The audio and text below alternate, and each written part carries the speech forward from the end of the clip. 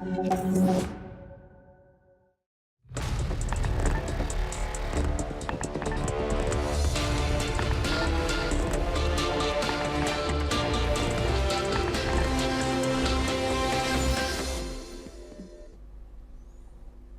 and welcome, I'm Thomas Porteous and you're watching Gulf Today on NewsX World. Let's take a look at some of the top headlines coming out of the region this hour. 2 US soldiers and a civilian interpreter are killed in Syria after a suspected Islamic State attack on a convoy, US officials have stated. The US military says 3 other American troops are wounded and the attacker is shot dead. President Donald Trump warns of very serious retaliation after US citizens are killed in an attack in Syria blamed on the Islamic State. Trump says Syria's president is devastated by the attack and stresses Syrian forces are fighting alongside US troops. The Israeli military says it kills senior Hamas commander Raed Saad in an airstrike near Gaza City. The Gaza health authorities say 5 people are killed and at least 25 are wounded, while Hamas does not confirm Saad's death and says a civilian vehicle is hit. More than 200 former hostages and bereaved families sign a letter urging Prime Minister Benjamin Netanyahu to authorize a state inquiry into the October the 7th attacks. They call for truth and accountability over security failures and the state's response during the Hamas-led assault. Iran raises prices for subsidized gasoline for most users as it seeks to curb rising fuel demand and smuggling, officials have said.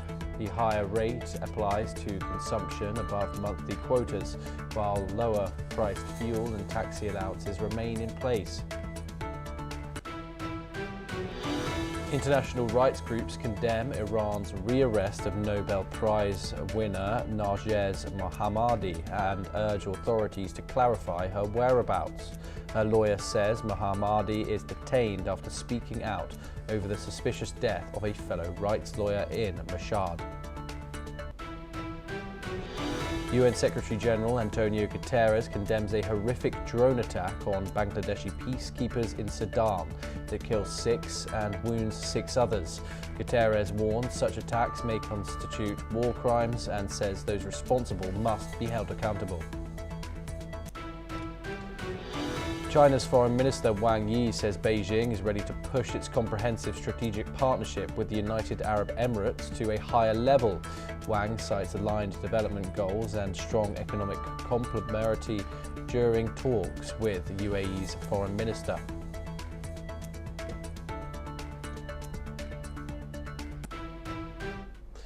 The Israeli military has confirmed that its forces killed a senior Hamas militant in a strike in the Gaza Strip. According to a joint statement by Israel Defense Forces and the Shin Bet security agency, the strikes targeted Raed Saad, who was the head of the weapons production headquarters in Hamas's military wing. The Israeli military claimed that Saad was directly responsible for violations of the ceasefire agreement by Hamas in recent months, accusing him of leading the continued production of weapons during the ceasefire.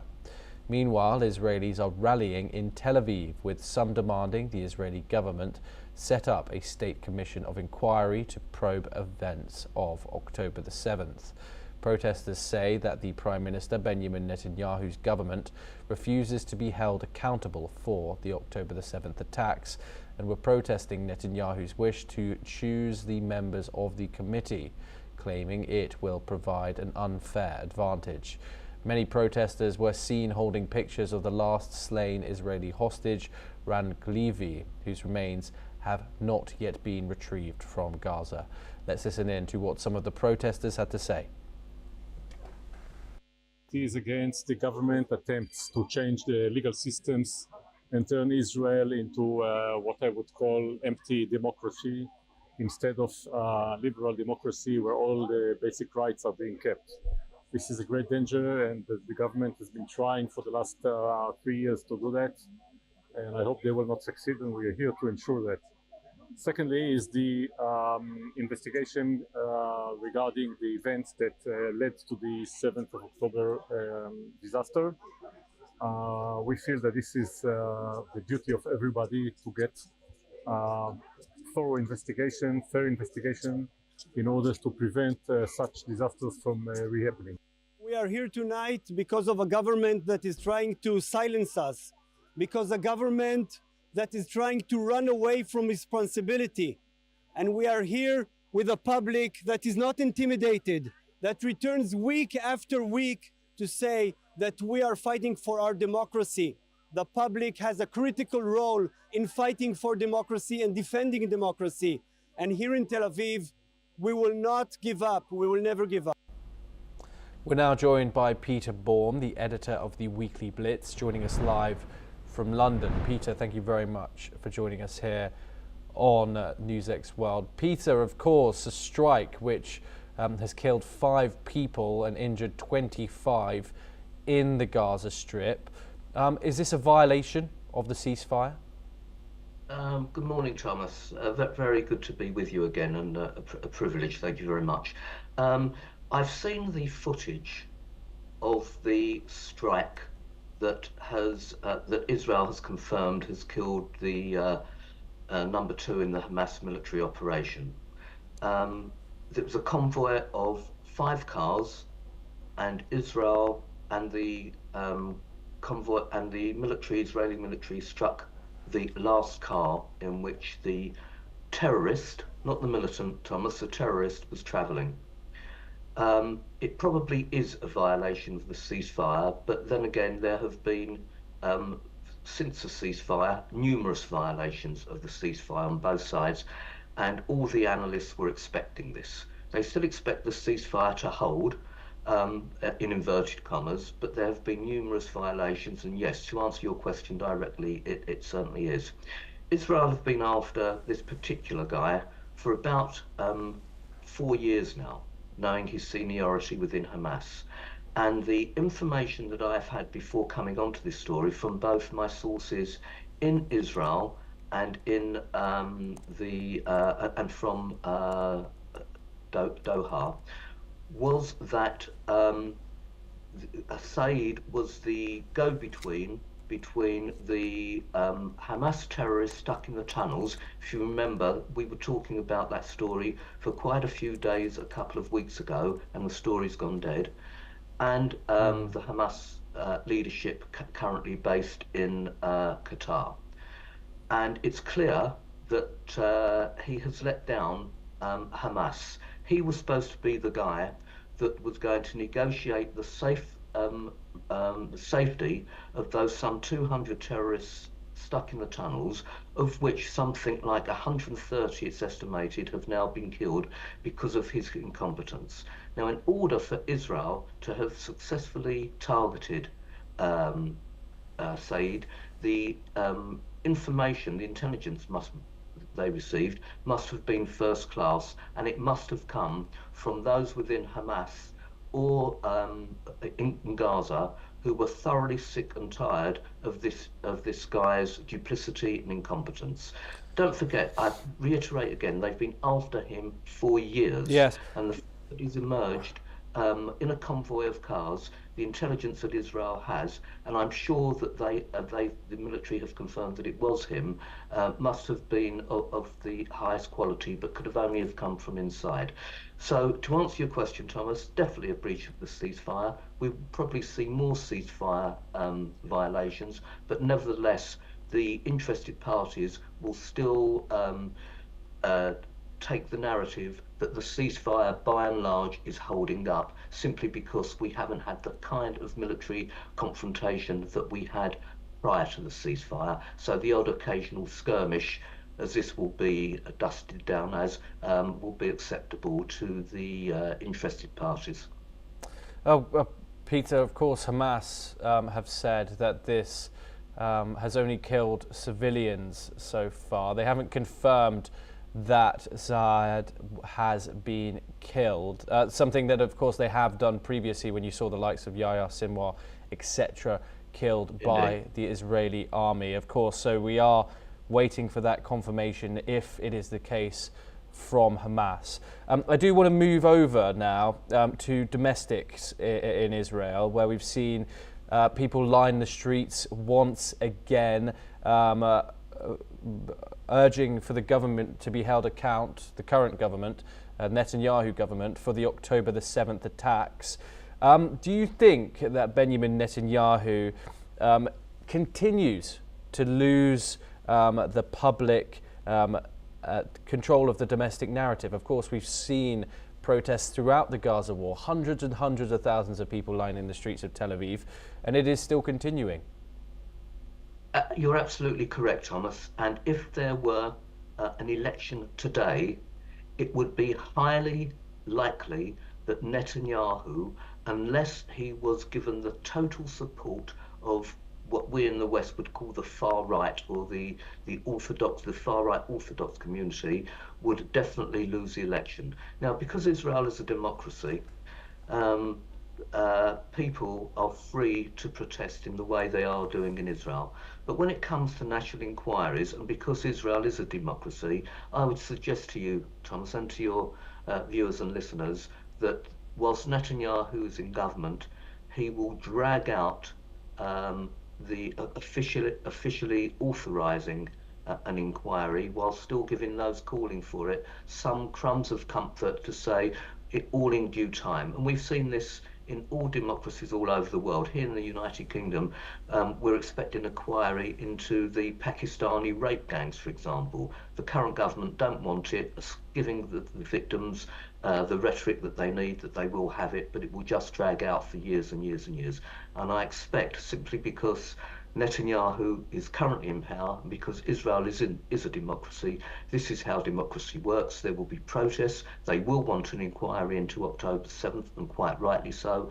Whether it comes about or not will only happen with a change of government, and even so, that will still take years for it to be officially documented, authorised, and made subject to the public. Okay, Peter, do stay with us as we have further updates coming out of the region. Now, 2 US Army soldiers and a civilian interpreter were killed in an attack linked to the Islamic State in central Syria on Saturday. The Pentagon said the incident occurred in the historic town of Palmyra, where US forces were supporting counter-terrorism operations. According to US Central Command, the attack was carried out by a lone gunman while American soldiers were conducting a key leader engagement alongside partner forces. 3 additional soldiers were wounded. The attacker was killed by partner forces at the scene. According to reports on social media, there were massive celebrations held in parts of Syria, centered in the city of Jableh. Videos on social media sites show big crowds of people, reportedly supporters of al-Jilani, celebrating the killing of the American citizens in the attack. This comes as American forces gather in big numbers in Syria, presumably signaling the beginning of a counter-operation to avenge the killing of the 3 citizens. Peter, does this attack confirm that ISIS is indeed very much still operational, despite the years led by the United States of counter-terrorism operations in the region? Oh, Thomas, make no mistake. ISIS is still very much a big player in this region. There has been footage recently of convoys of ISIS terrorists on motorbikes, in 4x4s, in pickup trucks, parading through various areas of Syria. Now, this attack is a major test for the Syrian regime. Attacking American forces, and successfully so, has become, is a huge embarrassment to the new government in Syria, given the rapprochement that the Trump administration and other Western governments have recently come to with accepting a former terrorist who overthrew the Assad government and bringing him into the arms of the Western world in the hope that some kind of democracy can be achieved in Syria. So the interesting thing here is, how will the Syrian government react to the killing, And if the Americans can see that they are taking a soft approach, then I think the Trump administration will not be, that won't be acceptable to the Trump administration. If we see US troops on Syrian soil conducting exercises, I don't actually think Trump wants that, Thomas. I really don't. I think he wants the Syrian government to come in and come in hard on ISIS. Now, whether they will or not is yet to be seen. If they don't, then I think the American public, the Trump supporters, will absolutely demand military retribution on ISIS, and that could open up a whole range of very unattractive possibilities in the region. And so here, Thomas, will the Syrian government react and on behalf of how the American government would expect them to and want them to? And Peter, of course, we've seen Donald Trump stress the fact that Syrian troops, even post this attack, are indeed working alongside American troops to combat this threat, whatever it was, confirmed yet or not. Syria, of course, is still very much an unstable country, with sectarian clashes breaking out previously and earlier in the year, killing hundreds of people. Do you think the US is taking a step back and looking once again at that relationship? Because Donald Trump seems still continuously very much invested in Syria and its development. Yeah, I do not think that Trump is going to take a step back. I think this is going to be a top priority for him, but he will want to pressure the Syrian regime to come down higher on ISIS. Now, don't forget the celebrations we saw in the streets that we have witnessed after the death of those soldiers are not because they're pro-ISIS Syrians, it's because they're anti-American. They do not want an American presence, and they are very anti-Trump. They're probably ex-supporters of the Assad regime, who, as we know, was supported by Iran and Russia. So whether they're pro-ISIS or not is another matter. But the real key here, Thomas, and I can't express this strongly enough, is how will the Syrian regime react to this? They're already saying it's a lone wolf attack. Now, I think that's been purposely designed to take the heat off them. It clearly wouldn't be a lone wolf attack. It will clearly be something that was being authorized by the top echelons within ISIS itself. And as I say, I can't repeat this strongly enough, Thomas. How will the Jelani regime react? What are they going to do? Will they attack ISIS? If not, the Americans will certainly use military force. Of that, I've no doubt. But it won't. To answer your question, Thomas, Trump will not step back. If anything, he's further involved in this because of the attack on the American troops and civilians. Peter Bohr, as always, thank you very much for joining us. Great pleasure to have you on NewsX World.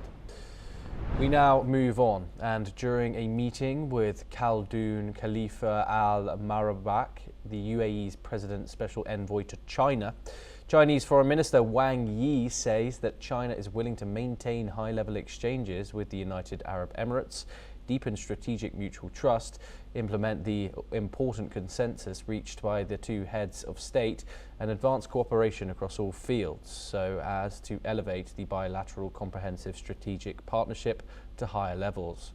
China also expressed a willingness to enhance strategic mutual trust and expand mutually beneficial cooperation in various fields, including investment, oil and gas, infrastructure, and other areas. Meanwhile, Khaled Khalifa al-Marabak noted that China is an important strategic partner to the UAE, adding that the deep friendship between the two heads of state is a vulnerable asset for bilateral relations. He stressed that developing relations with China is a top priority of the UAE's foreign policy. Joining us now is Andrew K.P. Leung, a China strategist. He joins us live from Hong Kong. Andrew, what more can you tell us about this visit and the aims of both parties and what both are trying to get out of this meeting? Well, the meeting, together with the official statements, reflect structural changes in the relationship between the Arab states, including the UAE, with China, and indeed with the rest of the world, particularly the United States. Of course, the Arab countries used to be the world's largest, and they still are, the world's largest exporter of oil and fossil fuel, and the biggest purchaser of the fossil fuel and oil from the Middle East used to be the United States, amongst others. But then the United States has now become an energy exporter, a competitor for export of energy.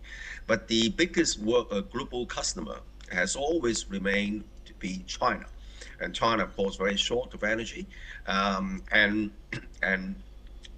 increasingly imports a large quantity of oil and gas, and hence this is the first trend of this structural shift towards pivoting towards China from the Arab states.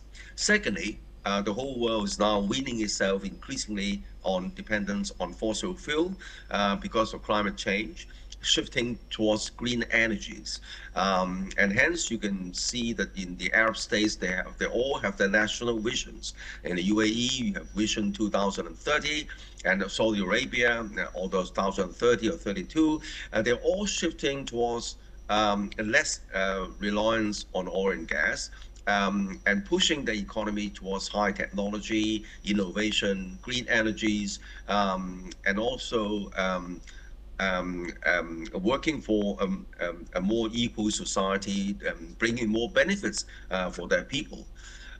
So this shift again binds itself with what's happening in China. China's now, of course, pivoting towards with the Belt and Road Initiative, which passes through, of course, from Central Asia to the Arab Peninsula. And that is because the Belt and Road Initiative would bypass some of the choke points along the Asia Pacific. For example, the choke point in the Malacca Strait, controlled by the American 7th Fleet, and the other choke point, a problematic choke point along the Red Sea. If the shipments passes through the Red Sea, subject to all sorts of unstable kind of conflicts. But the Belt and Road Initiative is overland, the overland part, the economic belt part, which connects China overland through pipelines, through railways, through high rails, and so on, transshipping the goods from China to the rest of the world through Central Asia and through the Middle East.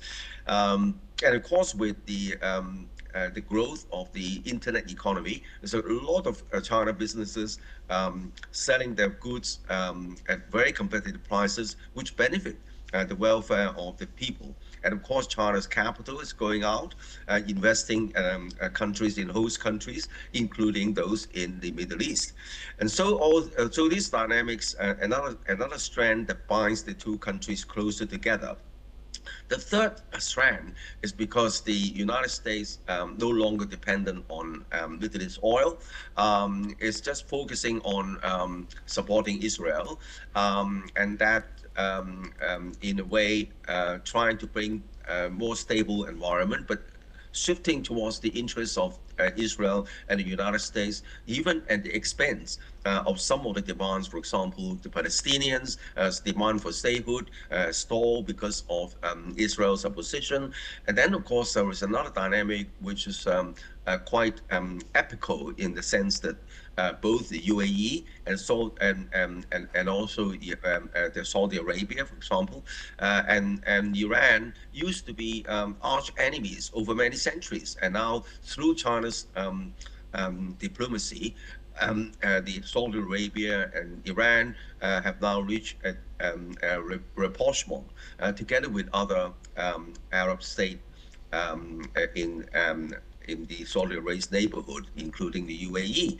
So I think that you can see that there are a number of dynamics at work, structural dynamics, which support this closer relationship between the UAE and China.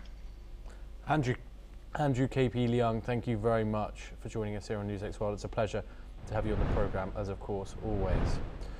Now we move on, and international human rights groups have condemned the rearrest of Nobel Peace Prize laureate Narages Mohammadi in Iran. The Nobel Committee has also called on the Iranian authorities to immediately provide a clarification on her whereabouts. According to Mohammadi's lawyer, she was arrested on Friday after she publicly denounced the death of lawyer Khosrow Alik-Kordi at his memorial ceremony, which she alleged was suspicious in nature. Iranian officials reportedly arrested 39 other people along with Mohammadi on Friday, which at least 8 were activists. Moreover, the chair of the Norwegian Nobel Committee has also expressed his concern over the rearrest of Mohammadi and has called it a brutal act. Let's listen into the statement. We're greatly concerned about the arrest of Narges Mohammadi. The arrest was brutal. She is now kept in a place where we do not know where she is. So we call on the Iranian authorities both to clarify where she is, how she is, but first and foremost, actually release her from prison, as she should never be in prison in the first place for her courageous work defending women's rights and human rights in Iran. Now, Hezbollah leader Naim Qassem has declared that the group will not disarm even if, in his words, the entire world unites against Lebanon.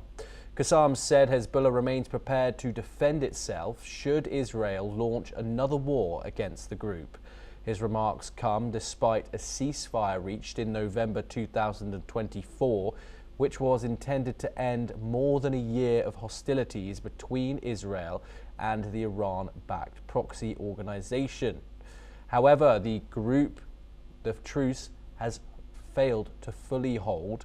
Israel has continued to carry out airstrikes inside Lebanese territory, typically saying its operations are aimed at Hezbollah fighters and infrastructure to prevent the group from rebuilding its military capabilities. Hezbollah, for its part, maintains that it retains the right to resist and respond to Israeli attacks, raising concerns that the fragile ceasefire could collapse into renewed large-scale conflict. Let's take a listen in. الإسرائيلي لن يذهب إلى الحرب من دون قرار أمريكي. فلتعلم أمريكا طالما هي اللي عم بتدير الموضوع. فلتعلم أمريكا سندافع حتى لو أطبقت السماء على الأرض.